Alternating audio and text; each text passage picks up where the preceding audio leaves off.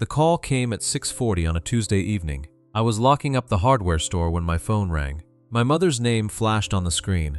I picked up right away because Mom never called this late. "Mom, everything okay?" Her voice was small. "Frank, I'm sorry to bother you." That sentence alone told me something was wrong. My mother, Ruth, was 82 years old. She had raised 4 kids alone after my father passed, worked 2 jobs most of her life, and never once called to complain. When she apologized before saying anything else, I knew. What happened? My heater stopped working. It's been off since this morning. I looked out the store window. Frost was already forming on the glass. Is the house cold? A little. It was 18 degrees outside. Did you call someone? I tried. They can't come until Thursday, 2 days away. I felt my chest tighten. Stay wrapped up, I'm coming. There was a pause on her end. Then, quietly, she said, "I called Diane first." My hand froze on the door handle. Diane was my wife. What did she say? Mom hesitated so long I thought the call had dropped. Then she said, "She told me to figure it out myself. She said she had a headache and didn't want to deal with it tonight." I stood there in the empty parking lot, snow starting to fall around the streetlight, and for a second I couldn't speak. My wife of 26 years had told my 82-year-old mother, alone in a freezing house, to figure it out herself. "I'll be there in 20 minutes, I said. "Don't touch anything electrical." "I mean it, Mom." I hung up and called Diane before I even reached my truck. She picked up on the 3rd ring, sounding annoyed before I said a word. "What? Why didn't you help my mother?" A long sigh came through the phone. "Frank, I have a headache. I told her to call the repair company. They can't come until Thursday. It's 18 degrees outside. She's not going to freeze to death in one night." I gripped the steering wheel. "You don't know that. She always calls when it's inconvenient for me. She called because she needs help. That's what family does." Diane's voice sharpened. "I'm not her family, Frank. I'm your wife. There's a difference." I didn't answer. I just hung up and drove my mother's house 15 minutes outside town. The same small brick house I grew up in. My father had built the front porch himself, board by board, the summer before I started high school. The mailbox still leaned slightly to the left from the time a delivery truck clipped it in 1998. Mom never let me fix it. She said it had character. When I pulled into the driveway, the porch light was off. That wasn't like her. I knocked and let myself in with my key. The house felt colder inside than the air outside the door. "Mom?" "In here." She was sitting in the living room in her recliner, wrapped in 2 blankets, wearing her winter coat over her nightgown. Her hands were tucked under her arms. Her lips looked pale. "You should have called me first," I said, kneeling beside her chair. "I didn't want to be a burden. You're my mother. You could never be a burden." She gave a small, tired smile. The same smile she used when I was a boy and skinned my knee. The one that meant don't worry about me, worry about yourself. I checked the thermostat. 44 degrees.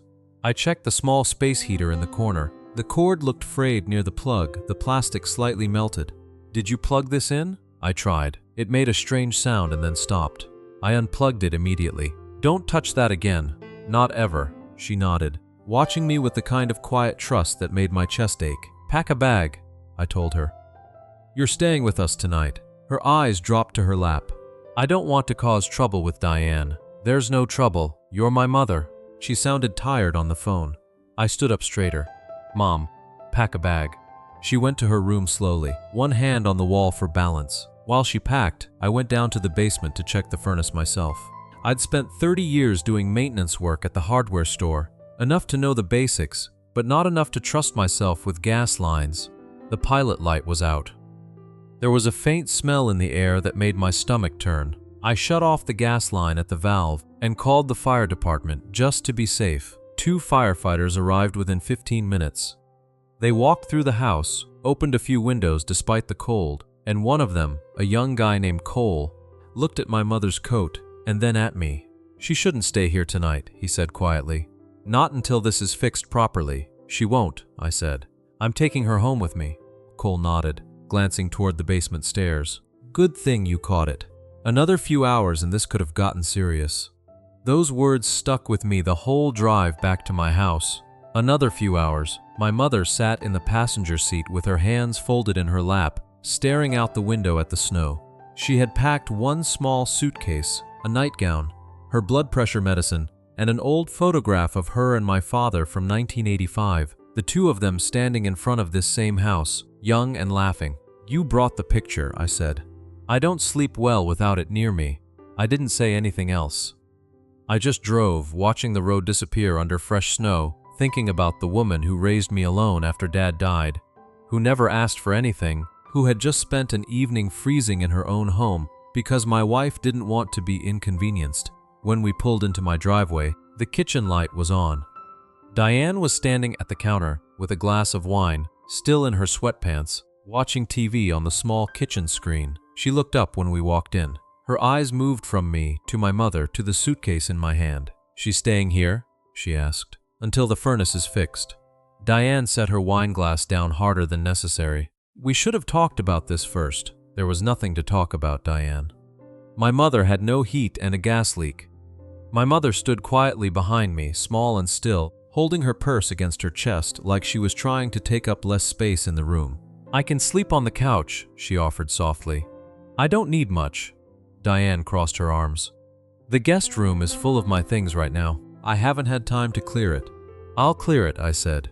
"My back's been bothering me all day. I can't be lifting boxes tonight. I didn't ask you to." I carried some of Mr. Sensu's takes upstairs without another word. The guest room was stacked with boxes of clothes Diane had ordered online over the past few months, most still sealed, tags never removed. I moved them into the hallway, made up the bed, and turned on the small space heater we kept for guests. When I came back down, my mother was sitting at the kitchen table, and Diane was standing across from her with her arms folded. "You know," Diane was saying, "there are services for elderly people who live alone. Programs that check in on them." My mother nodded slowly. "I've heard of them. You really shouldn't be living out there by yourself anymore. It's not safe. I've lived in that house for over 40 years. That doesn't mean it's still the right choice, Diane," I said sharply from the doorway. "That's enough." She turned to look at me, her expression unreadable. "I'm just being honest. You can be honest tomorrow. Tonight she needs rest." My mother pushed her chair back slowly. "I think I'll go up now." I helped her to the stairs. As she passed Diane, she paused and said quietly, "I'm sorry about your headache." Diane didn't answer. She just picked her wine glass back up and turned toward the window. I got my mother settled in the guest room, checked that the heater was working, and made sure she had water on the nightstand beside my father's photograph. She held my hand for a moment before I left. "Thank you, Frank. You don't have to thank me. Not everyone would come running the way you did." I thought about that sentence long after I turned off her light. Not everyone would come running. She said it like she expected people not to. I went back downstairs.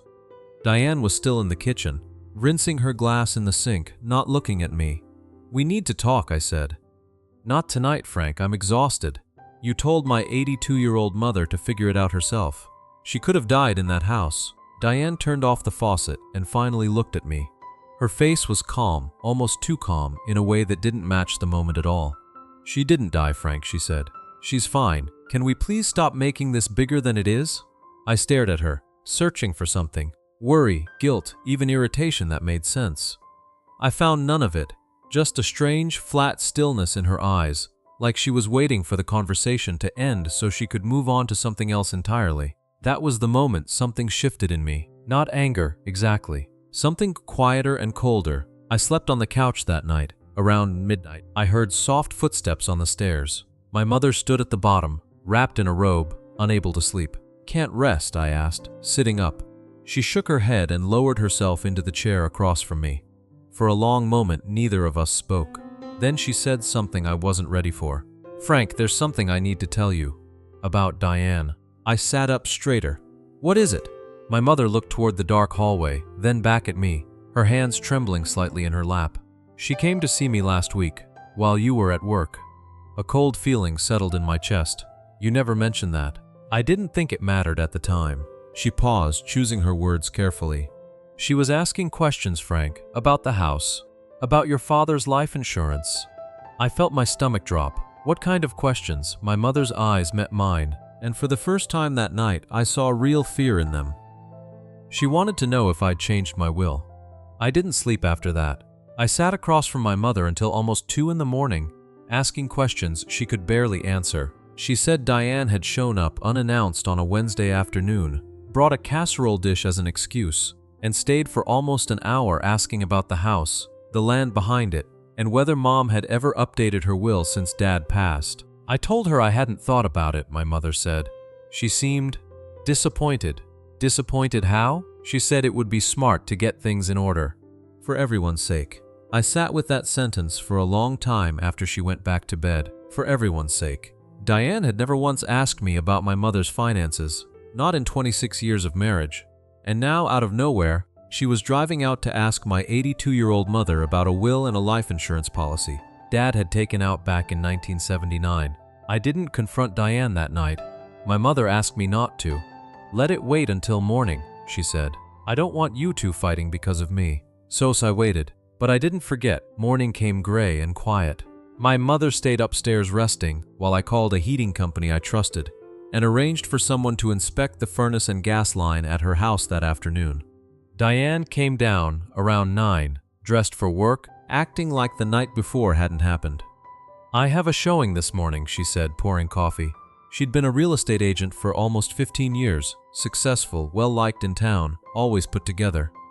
I'll be back around 6. We need to talk before you go. She glanced at the clock on the microwave. Can it wait? I really can't be late. No, it can't. Something in my voice made her stop and actually look at me. Mom told me you visited her last week, I said. Asked her about her will. About Dad's life insurance. Diane's face didn't change much, but I saw it. A flicker, quick and controlled, like a door closing before I could see what was behind it. I was just being thoughtful, Frank. She's getting older. These things need to be organized. Since when do you care about organizing my mother's paperwork? Since I care about this family's future, This family's future doesn't involve you asking my mother about her will behind my back. Diane set her coffee down. You're overreacting. Am I? Because last night you told her to freeze in her own house, and this week you're asking about her estate. Those two things sitting next to each other don't look good, Diane. Her jaw tightened. For a second I thought she might actually explain herself. Instead, she grabbed her coat off the chair. I don't have time for this right now. We'll talk tonight. She left without looking back. I stood in the kitchen a long time after the door shut, staring at nothing. I went into work that day because I didn't know what else to do with myself. I'd managed the hardware store for almost 20 years, the kind of steady, unremarkable job that let a man build a quiet life. I rang up paint cans and answered questions about drill bits, and the whole time my mind kept circling back to my mother's face when she said she was disappointed. Around noon, my daughter Emily called. She lived 2 states away with her husband and worked as a nurse, and we talked maybe once a week, usually about nothing important. Dad, is everything okay? Grandma texted me something weird this morning. I stopped stacking boxes. What did she say? She said to tell you she loves you, and that she's sorry for causing trouble. My chest ached. She's not causing trouble, Em. Diane is. I told her everything. The furnace, the phone call, the questions about the will. Emily went quiet on the other end for a long moment. Dad, that doesn't sound like Diane being thoughtful. That sounds like Diane planning something. I don't want to believe that. I know, but you should look into it anyway. After I hung up, I sat in the back office of the store and thought about the last few months. Small things I'd brushed off started coming back to me. Diane had been on her phone more than usual. Stepping outside to take calls she said were work-related. She'd mentioned twice, almost casually, how expensive it was for elderly people to live alone, how assisted living wasn't as bad as people thought. I'd assumed she was just talking, filling silence the way people do. Now those comments felt different. I left work early and drove out to my mother's house instead of going home. The heating company had already been there, a new igniter, a resealed gas line, and a written warning that the unit was old enough that a full replacement should happen within the year. I paid the bill, checked the thermostat myself twice, and sat with my mother at her kitchen table while she made tea. You don't have to keep checking on me every hour, Frank, she said, smiling faintly. I'm not checking on the furnace, I'm checking on you. She reached over and patted my hand, the same way she had when I was young and worried about something I couldn't control. Tell me honestly, I said. Is there anything else Diane said that you didn't mention? Anything at all? My mother's smile faded slowly. She looked down at her tea. turning the cup in small circles. She asked me once, she said quietly, if I'd ever thought about signing the house over to you now, while I'm still healthy. She said it would save on inheritance taxes later. I felt my hands go cold around my own cup. When was this? A few months ago. I told her I wasn't ready to think about that yet. What did she say? My mother's eyes lifted to meet mine, and there was something in them I hadn't seen before. Not fear exactly, but a kind of careful, weary caution. She said we shouldn't wait too long, that things can happen suddenly to people my age. She paused. I didn't like the way she said it, Frank. It didn't feel like she was worried about me. It felt like she was in a hurry. I didn't know what to say to that. I sat there a long time, the tea going cold in front of me, replaying every strange comment Diane had made over the past year, wondering how many of them I had missed because I wasn't looking for a pattern. That evening, I drove home slowly, taking the long way, trying to figure out how to have a conversation with my own wife that felt less like a conversation and more like an interrogation. When I pulled into the driveway, her car was already there. The kitchen light was on. I found her at the table with a folder of papers spread out in front of her. She closed it quickly when I walked in, but not quickly enough. I caught a glimpse of a letterhead at the top of one page, Whitmore and Associates, Estate Planning. What is that? I asked. Diane's hand rested flat on the folder. Nothing, work stuff. You work in real estate, Diane, not estate law. She stood sliding the folder off the table and holding it against her chest. It's not what you think. Then tell me what it is. For a moment, something flickered across her face. Not guilt exactly, but calculation, like she was deciding which version of the truth to give me. I'd been married to this woman for 26 years. I knew that look. It was the look she wore right before she smoothed over a lie so well I never questioned it. I've been looking into elder care planning, she said finally. For your mother. As a favor she never asked for. Someone needs to think ahead, Frank. You certainly aren't. I think about my mother every single day. You think about her feelings. I'm thinking about logistics. There's a difference. I stepped closer, and for the first time in a long while, I didn't back down from the coldness in her voice. Show me the folder, Diane. She hesitated, just for a second, but it was long enough. No, she said. Not tonight, I need to think. She walked past me toward the stairs, folder still pressed against her chest like armor, and left me standing alone in the kitchen with more questions than I'd had that morning, and a feeling settling into my chest that I didn't want to name yet, but already recognized. Something was wrong. Something had been wrong for a while, and I was only now starting to see it. I didn't sleep that night either. Around 1 in the morning, I heard Diane's phone buzz on the nightstand outside our bedroom door, where she'd left it charging in the hallway. I don't know what made me pick it up. 26 years of trust doesn't just disappear because of one strange folder. But something pulled me toward that phone, the way a hand is pulled toward a stove you already suspect is hot. The screen lit up with a text preview I wasn't supposed to see. Did you get her to sign anything yet? We're running out of time before the appraisal. The name above the message wasn't one I recognized, Gary R. I stood in the dark hallway, holding my wife's phone, my mother sleeping peacefully 2 doors down in the room I'd made up for her the night before, and felt the last piece of solid ground I thought I was standing on quietly give way beneath me. I read the message 3 times before my hands stopped shaking enough to set the phone back down exactly where I found it. Did you get her to sign anything yet? We're running out of time before the appraisal. An appraisal. Someone was appraising something, and the only property that made sense was 15 minutes outside town, with a leaning mailbox and a porch my father built with his own hands. I didn't wake Diane.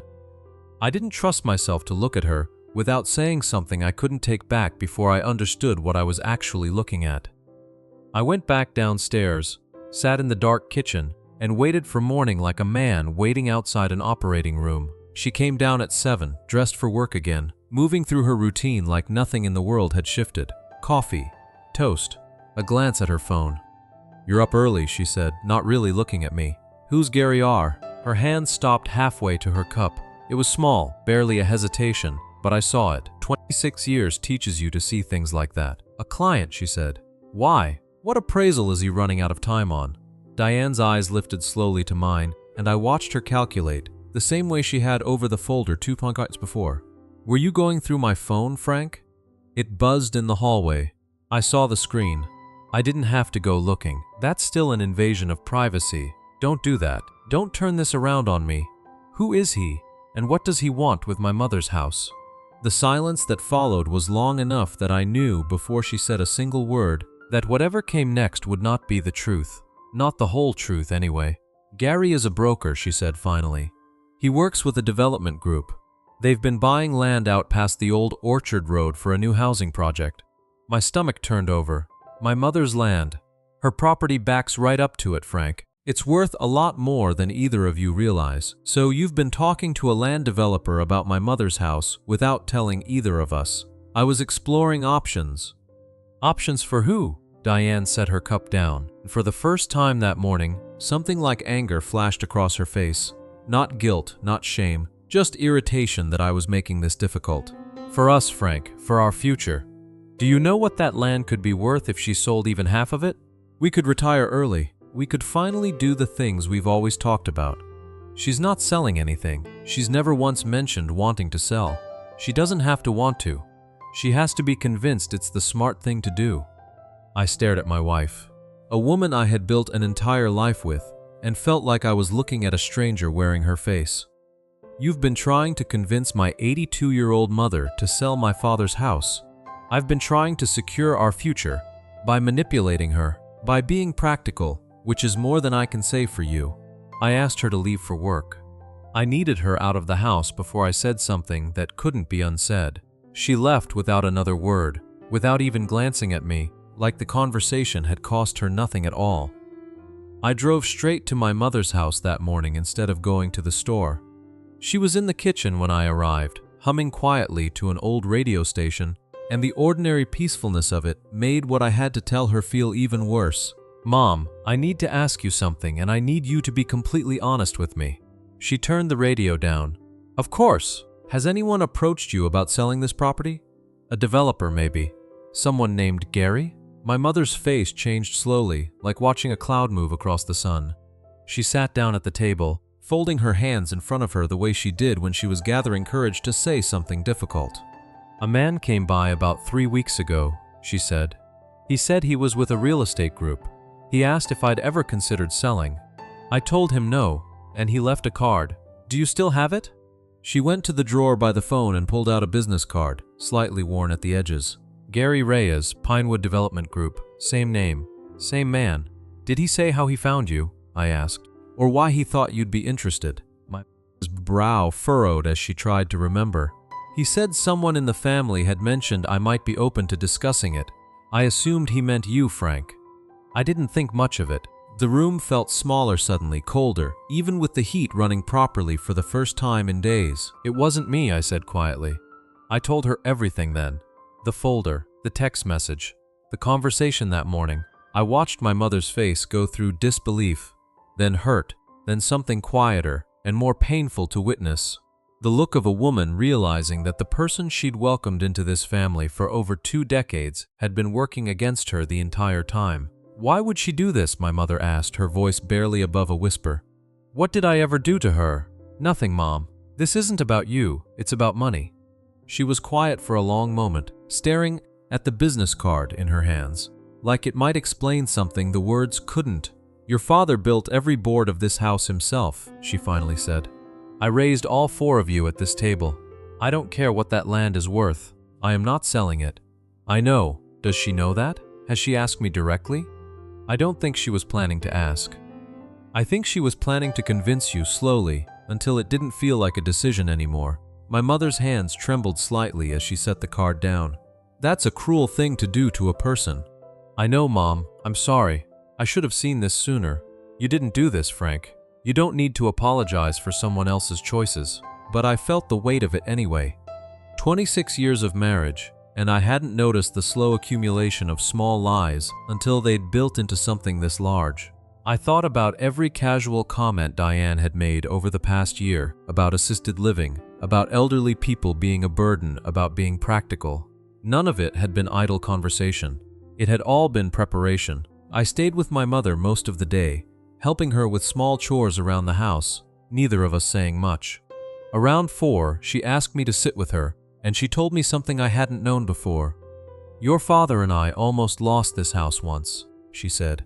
"Years ago, before you were born, there was a bad harvest and the bank came close to foreclosing. He worked 3 jobs for 2 years to keep it. I remember him standing right there." She pointed toward the front window, telling me that this house wasn't just wood and nails. It was every hard year we survived together. She looked at me, her eyes but steady. "I am not signing that away because someone thinks it's practical. You won't have to. Promise me something, Frank. Anything. Whatever happens with Diane, don't let this become about revenge. Let it be about protecting what matters. There's a difference, and it's an important one." I nodded, though inside me something had already begun to harden into resolve. I drove home that evening with my mother's words sitting heavy in my chest and a plan slowly forming in my mind. I wasn't going to confront Diane with anger. I was going to confront her with proof. I called my daughter Emily that night and told her everything. She was quiet for a long moment before she spoke. "Dad, you need to talk to a lawyer, not just about the house, about everything. If she's been planning this for months, there might be more you don't know about. I don't want to believe that, I know. But Grandma needs you thinking clearly right now, not hoping for the best." The next morning, before Diane woke up, I did something I never imagined I would do in 26 years of marriage. I opened the small filing cabinet in our home office where we kept our financial documents, the one Diane usually managed herself, and I started looking through everything with fresh eyes. What I found made my hands go cold. There were withdrawal statements from an account I didn't recognize. Nearly $40,000 moved in small increments over the past 8 months, and tucked behind a folder of old tax returns, a printed email exchange between Diane and Gary Reyes, dated 3 weeks earlier, that made my chest tighten with every line I read. "Once we get the property under contract, we can finalize the commission split. Just make sure she signs before her son gets involved. He's the only one who might slow this down." I sat in that office chair for a long time, staring at those words, understanding for the first time just how far this had already gone, and how close I had come to finding out too late. I sat with those papers for almost an hour before I moved. $40,000, an email that talked about me like an obstacle to be managed, a commission split with a stranger's name attached to my father's land. I kept reading the line over and over, "Make sure she signs before her son gets involved. Not before Frank finds out, before her son gets involved." Like I was a problem to route around, not a husband to be honest with. I photographed every page with my phone before I put the folder back exactly where I found it. Emily had told me to talk to a lawyer, and for once I didn't argue with my daughter's advice. By 9 that morning, I was sitting across from a man named Walter Higgins, an estate attorney my mother's church friend had recommended years ago for something small and forgettable. His office smelled like old paper and coffee. He read through the photographs on my phone slowly, his expression unreadable, and when he finally looked up, his face was serious. "This is more organized than a spur-of-the-moment idea," he said. "Someone has been planning this for a while. The withdrawals, the developer contact, the timing around your mother's age and living situation. This isn't a woman being practical, Mr. Doyle. This looks like a woman building a case for control. Control over what? Possibly guardianship, possibly just financial access. Has your wife ever mentioned power of attorney? Anything about your mother's ability to manage her own affairs?" I thought back over the past year, and it hit me like a fist to the chest. 2 months earlier, Diane had suggested, almost gently, that maybe it was time to look into some paperwork, in case anything happened to Mom suddenly. I'd brushed it off as her being thoughtful. Now it sat in my stomach like a stone. "She mentioned it once," I said. "I didn't think anything of it." Walter leaned back in his chair. "I'd strongly recommend getting your mother's affairs formally protected before anything moves further. A trust, clearly established, with you as the trustee. It would make it very difficult for anyone to pressure her into signing something she doesn't fully understand." "How fast can we do that?" "Faster than you'd think, if she's willing and of sound mind, which by everything you're telling me, she clearly is." We drove out to my mother's house that same afternoon. She listened to everything Walter explained with a steadiness that reminded me exactly why I had never once doubted her strength, even when the world around her seemed to be closing in. When he finished, she looked at me instead of him. "Do this," she said simply. "Whatever it takes, I trust you, Frank." We signed the initial paperwork that day. It wasn't finished, not yet, but it was a wall going up, brick by brick, between my mother's home and anyone who thought they could take it from her. I didn't tell Diane any of this. Not yet. I wanted the wall built first. 3 days later, everything came apart at once. I came home from the store earlier than usual, planning to finally have the conversation I'd been rehearsing in my head for a week. Diane's car was in the driveway, but so was another car I didn't recognize. A silver sedan parked crooked at the curb like whoever drove it had been in a hurry. I walked in through the side door instead of the front, the way I always did, and I heard voices in the kitchen before I saw anyone. Diane's voice, tight and urgent. A man's voice, unfamiliar, low and impatient. "She's not going to sign anything if her son gets involved," the man said. "You told me this would be simple." "It was supposed to be simple," Diane snapped. "He wasn't supposed to find anything." I stood frozen in the hallway, my hand still on the doorknob behind me. "We're already 40,000 in," the man continued. "If this falls apart, that money's gone, and I'm not covering your half. It's not my fault the old woman got stubborn." Something in me went very still and very quiet when she said that. The old woman. My mother. The woman who raised 4 children alone, who fed half the neighborhood kids at her table growing up, who had welcomed Diane into this family with open arms 26 years ago, and never once made her feel like an outsider. I stepped into the kitchen. Diane's face went white. The man beside her, tall, expensive coat, the same kind of practiced calm I recognized from every high-pressure salesman I'd ever dealt with at the store, straightened up immediately. "Frank," Diane said, "this isn't what it looks like. You just called my mother the old woman, like she was an inconvenience standing between you and a payday. Tell me how that's not what it looks like." "Nobody," the man glanced toward the door, clearly calculating how quickly he could leave without making things worse for himself. "You must be Gary," I said, my voice steadier than I expected. "I read your email, the one about making sure she signs before I got involved." His jaw tightened. "I think I should go." "Yeah," I said. "You should." He left without another word, without even looking at Diane, which told me everything I needed to know about how much loyalty existed between the two of them. Just business, just money. My mother's home reduced to a line item and a commission split. Diane and I stood in the kitchen alone, the silence stretching out between us like something physical. "How long?" I finally asked. "How long has this been going on? Frank, how long?" She sat down slowly at the table, the same table where she'd once told me about the folder that wasn't what I thought it was. "About 8 months, she said quietly. "Gary approached me first, actually. He does this, finds families with older relatives who own valuable land, and offers a cut to whoever can convince them to sell. You didn't say no." "We're not getting any younger, Frank." I looked at our retirement accounts and I panicked. That land is worth over $600,000 to a developer. Your mother is sitting on more money than either of us will ever see, and she doesn't even need it. She has you. She has all of us. She built a life on that land. She doesn't owe either of us her home. Everyone benefits eventually, Frank, once she's gone. I just wanted us to benefit sooner. Is that so terrible? I looked at my wife and realized, with a clarity that felt almost peaceful in its coldness, that I no longer recognized the woman sitting across from me. 26 years, and somewhere along the way, she had started measuring my mother's life against a number on a spreadsheet. "You told her to figure out a broken furnace herself," I said slowly. "In 18-degree weather. Was that part of the plan too? Wear her down? Make her feel like she was too much trouble to keep living out there alone?" Diane didn't answer right away, and that silence answered for her. "You wanted her scared," I said, my voice barely above a whisper now. "Scared enough to think moving somewhere smaller, selling the land, was her own idea. It wasn't like that." "Then tell me what it was like, Diane, because from where I'm standing, my wife spent 8 months manipulating an 82-year-old woman so she could collect a commission from a stranger." She had no answer for that. She just sat there, staring at the table, and for the first time since this whole nightmare began, I saw something that might have been shame cross her face. It didn't move me the way it might have a week earlier.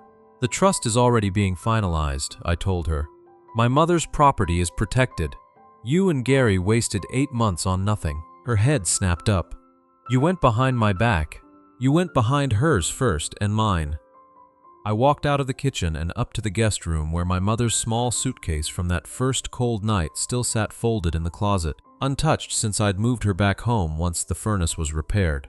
I hadn't planned to need it again so soon, but that night, I packed a bag of my own instead, and I drove to my mother's house, needing distance, needing quiet, needing to sit somewhere that still felt honest. She opened the door before I even knocked, like she'd been waiting up, the porch light glowing warm against the dark. "You found out everything," she said. "It wasn't a question.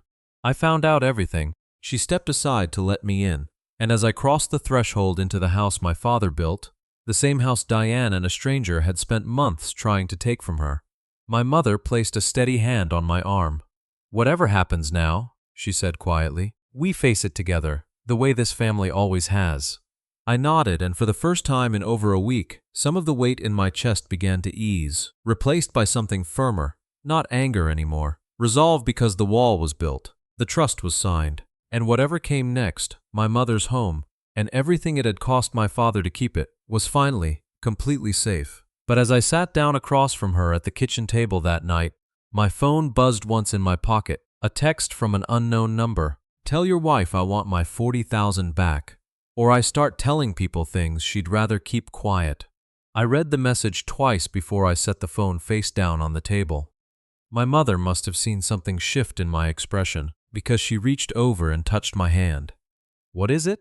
I turned the phone around and let her read it herself. Her eyebrows drew together, and she was quiet for a long moment. $40,000, she said finally. "That's what she took from your accounts. That's what I found. There might be more I haven't seen yet. And now this man is threatening her. Threatening us, Mom. If he starts talking, it drags all of us into it. My name's on those accounts, too." I called Walter Higgins first thing the next morning, before the store opened, before I'd even had coffee. He listened to the message, asked me to forward it to him, and told me something I hadn't wanted to hear but needed to. "This isn't just a family matter anymore, Frank. Gary Reyes threatening to expose financial misconduct, to recover money he funneled into a scheme to manipulate an elderly woman out of her property. That's extortion, and it's evidence of fraud on his end too. You need to go to the police. Today? And Diane?" Walter paused. "That's a harder question. Legally, taking money from joint accounts isn't automatically a crime if her name is also on them. But conspiring with Reyes to pressure your mother, especially if we can show intent to deceive her into signing something she didn't understand, that's a different matter. It may fall under elder financial exploitation, depending on how far it went." I sat with that for a long moment. 26 years of marriage, and I was now asking a lawyer whether my wife had committed a crime against my mother. "I need to think," I said. "Don't think too long. Reyes sounds like a man who panics when money's on the line, and panicked men make mistakes that hurt other people." I went to the police that afternoon. A detective named Marsh took my statement, reviewed the text message, the printed email, the financial withdrawals. He was calm in a way that made the whole thing feel less like a nightmare and more like a process, something with steps and outcomes instead of just fear. "We'll need to speak with your wife," he said, "and we'll reach out to Mr. Reyes directly. Threatening someone over money tied to a scheme like this puts him in a much worse position than he probably realizes. People like him usually fold fast once they understand that." "What about Diane?" Marsh looked at me carefully. "The way people look at you when they're about to say something that will hurt, regardless of how gently they phrase it. That depends on what the evidence shows and what she's willing to admit. I won't lie to you, Mr. Doyle. This could go a few different directions for her." I drove home that evening not knowing what I hoped for anymore. Some part of me, the part that remembered 26 years of shared holidays and quiet mornings, and a marriage that had once felt solid, wanted this to somehow be smaller than it was. But I couldn't unread that email. I couldn't unhear her call my mother the old woman, like she was a line item to be closed out. Diane was waiting at the kitchen table when I got home, and I could tell from her face that she already knew where I'd been. "You went to the police," she said. "It wasn't an accusation, it was closer to defeat. I had to. Frank, I know what I did was wrong, but I never meant to hurt her. I just got in over my head with Gary. And once I started, I didn't know how to stop. You told an 82-year-old woman she was too much trouble to keep her own home. You let her sit in the cold. You called her the old woman to a stranger you were splitting a commission with. That's not getting in over your head, Diane. That's a choice you kept making, over and over, for 8 months. She didn't argue. She just sat there, and for the first time, I saw her cry real tears, not the practice kind she'd used before to smooth over an argument. What happens now? She asked. That's not up to me anymore. Detective Marsh called 2 days later. Gary Reyes, it turned out, had a history. 3 other elderly homeowners in neighboring counties had filed complaints against him over the past 4 years, though none had stuck until now, mostly because the families involved hadn't had documentation like mine. My photographs, the printed email, the threatening text, gave the case a foundation the others hadn't had. Reyes was arrested within the week on charges of extortion and attempted fraud. Diane was questioned extensively, and though the DA ultimately declined to file criminal charges against her, citing insufficient evidence that she'd directly forged or falsified any documents, the civil consequences were their own kind of reckoning. My mother's attorney filed to have every dollar Diane had funneled toward the scheme returned, and the court ordered it, all $43,000, once the full accounting was finished. I moved out 2 weeks after that conversation in the kitchen, not in anger, not as punishment, but because I understood, finally and completely, that I couldn't build anything real with someone who had looked at my mother's home and seen only a number. The divorce took almost a year to finalize. Diane didn't fight me on much. I think some part of her knew by then that fighting wouldn't change what she'd already lost. I moved into the small house behind my mother's property, the one my father had built as a workshop decades earlier, and that I'd slowly converted into a livable space over the years, without ever quite admitting to myself why I was doing it. Now I understood. Some part of me had always known I might need to come home. My mother and I fell into a quiet rhythm. Coffee most mornings. Small repairs around the house on weekends. She started telling me stories about my father I'd never heard before. Things she said she'd been saving, waiting for the right time. I think that right time had finally arrived, in the middle of everything falling apart, because we were both paying closer attention to each other than we ever had. I want to tell you something, she said one evening, about 6 months after everything had settled. We were sitting on the porch, the same porch my father built, watching the sun go down over the orchard road. I'm not angry at Diane anymore. Not really. I looked over at her, surprised. How can you not be? Because anger like that, if you hold on to it too long, it starts costing you more than it ever cost the person who wronged you. I've seen it happen to people. I don't want that to be what's left of me. She paused, looking out at the fading light. But I am grateful, Frank, not for what she did, for what it showed me. It showed me who actually shows up when things get hard. That matters more than I can put into words. I thought about the night of the furnace, driving through the snow, not knowing yet how much that single cold evening would end up revealing. I should have paid closer attention sooner, I said. There were signs. I just didn't want to see them. None of us see what we're not ready to see, my mother said. That's not a failing, Frank. That's just how people protect themselves until they can't anymore. We sat quietly for a while after that, the kind of silence that didn't need filling. A year later, almost to the day since that first phone call, my mother held a small dinner at the house. Just family, my daughter Emily flying in with her husband, my brother and his wife driving up from 2 towns over. We sat around the same table where Diane had once spread out a folder she claimed was nothing. Now it held a turkey, too many side dishes, and more laughter than that kitchen had heard in years. Toward the end of the evening, my mother stood, tapping her glass gently for attention. I want to say something, she said, and the room quieted. A little over a year ago, I made a phone call because my furnace broke, and I was scared and cold and didn't know what else to do. I never imagined that one small, ordinary emergency would end up showing me exactly who I could trust in this world. She looked at me, her eyes soft but steady. Frank came for me that night, and he never stopped coming. Not once, through everything that followed. I want everyone at this table to understand something. It's easy to love people when things are simple. The real measure of a person is what they do when things get complicated, and expensive, and inconvenient. My son passed that test more times than I can count this past year, and I will be grateful for that every single day I have left. I didn't trust myself to speak right away. Emily reached over and squeezed my hand under the table. Later that night, after everyone had gone home and the dishes were washed, I sat on the porch alone for a while, looking out at the dark shape of the orchard road, the land that had almost been sold out from under a woman who'd spent 40 years turning it into a home. I thought about how close it had come to slipping away, one small compromise at a time, one dismissed comment, one convenient excuse. I thought about how easy it would have been to miss it entirely, if my mother hadn't apologized before she'd even told me she was cold.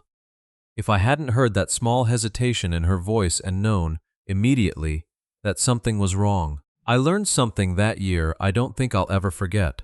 Love isn't proven in the easy seasons. It's proven in the moment someone needs you, and you show up anyway, even when it costs you everything you thought your life was built on. My mother's house still stands at the end of that orchard road, the mailbox still leaning slightly to the left, the porch still holding up every board my father nailed into place decades ago. And some nights when I sit out there, watching the sun go down, I think that's exactly how it should be. Not because nothing ever threatens the things we love, but because when it does, the people who truly love us stay and build the walls that keep it safe.